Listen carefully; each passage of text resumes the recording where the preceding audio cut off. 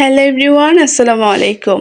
আজকে খুব সুন্দর একটি বেবি ড্রেসের বর্ডার লাইন আমি ড্রয়িং এবং সেলাই করব। তো ভাবলাম যে সেটা আমি আপনাদের সাথে শেয়ার করি। আমি খুবই সিম্পলভাবে ড্রয়িংটি করে নেব যেন আপনারা খুব সহজেই কাজটি দেখে বুঝতে পারেন। আর ছোট বেবিদের জন্য একটু সিম্পল রাখারই আমি চেষ্টা করেছি। এখানে আমি কাগজের যে রং পেন্সিলগুলো হয় সেই রং পেন্সিলটা আমি নিয়েছি, যেহেতু ব্ল্যাক কালার কাপড়ের উপর আমি ড্রয়িং করব তার জন্য এখানে আমি হলুদ কালারের রং পেন্সিলটি দিয়ে ড্রয়িংটি করে নিচ্ছি। ক্যামেরার মধ্যে একটু হালকা বোঝা যাচ্ছে, তবে বাস্তবে কিন্তু এটার কালারটা অনেকটাই গাঢ় হয় আর এগুলো দিয়ে কিন্তু ড্রয়িং করতে অনেক বেশি সুবিধা। আপনারা যারা নতুন হাতের কাজ করছেন তারা কিন্তু এই ধরনের রং পেন্সিলগুলো দিয়ে সুন্দরভাবে ড্রয়িংগুলো করে নিতে পারেন।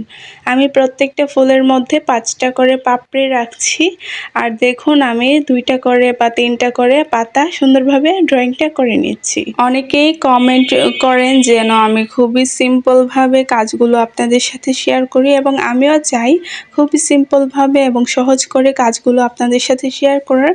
দেখুন আমি কিন্তু একটু ড্রয়িং করে নেওয়ার পর পুরোটা ড্রয়িং সুন্দরভাবে আমি কমপ্লিট করে নিয়েছি। আর এটাই মূলত আমার এই ড্রেসের বর্ডার লাইনটা হবে। সুন্দরভাবে ড্রয়িং করা কমপ্লিট হয়ে গেলে এখন আমি ফ্রেমটা কাপড়ের মধ্যে সুন্দরভাবে সেট করে নিচ্ছি। দেখুন এভাবে করেই কিন্তু আপনারা সুন্দরভাবে ফ্রেমটি সেট করে নেবেন। পরবর্তীতে যেন কাপড়টা লুজ না হয়ে যায় সেদিকে খেয়াল রাখবেন। কাপড়টা লুজ হয়ে গেলে কাপড়ের যে সেলাইটি করবেন সেটা কিন্তু কুঁচকে আসবে, দেখতে একেবারেই ভালো লাগবে না। তারপর দেখুন আমি ডালের মধ্যে ছোট ছোট করে ব্যাক স্টিচ সেলাইটা করে নিচ্ছি।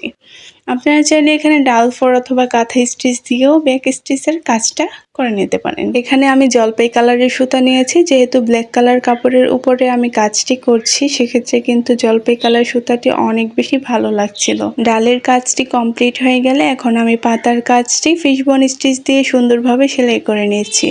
আর ফিশবোন স্টিচ সেলাইটি করার সময় ফোরগুলো একটু ছোট ছোট করে দেওয়ার চেষ্টা করবেন, সেক্ষেত্রে কিন্তু কাজটা দেখতে অনেক বেশি ভালো লাগবে। এখানে আমি প্রত্যেকটা কাজের মধ্যেই 2 তার করে সুতা নিয়েছি। আপনারা চাইলে 3 তার করে সুতাটা নিতে পারেন, সেক্ষেত্রে সুতাটা যদি একটু চিকন টাইপের হয়ে থাকে। আমার সুতাটা একটু মোটা টাইপের ছিল তার জন্য এখন আমি এখানে 2 তার সুতা নিয়েছি। আর 2টা পাতার কাজ কিন্তু আমি খুবই সুন্দরভাবে কমপ্লিট করে নিয়েছি। এখন আমি ফুলের কাজটি করব।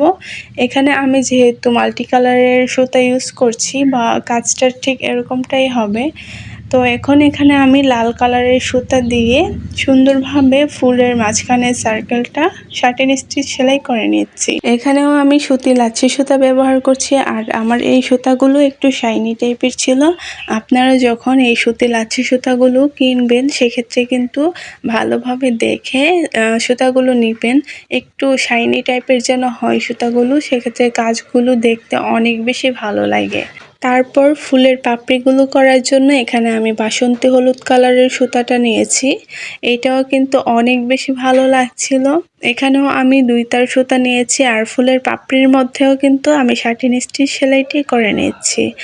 দেখুন আমি যেভাবে করে পাপড়ির কাজগুলো করছি আপনারা কিন্তু সেমভাবেই করবেন। প্রথমে পাপড়ির মাঝখান থেকে আপনারা সেলাইটা শুরু করবেন, তারপর একটু একটু করে নিচের দিকে ছোট ছোট করে দিবেন। সেক্ষেত্রে কিন্তু ফুলের পাপড়িগুলো অনেক বেশি ভালো লাগবে। দেখুন আমি কিন্তু পুরোটা কাজ এইভাবে করেই সুন্দরভাবে কমপ্লিট করে নিয়েছি। ড্রয়িং এবং সেলাইটি আপনাদের কাছে কেমন লেগেছে প্লিজ কমেন্ট করে জানাতে একদমই ভুলবেন না। সবাই ভালো থাকবেন। আল্লাহ হাফিজ।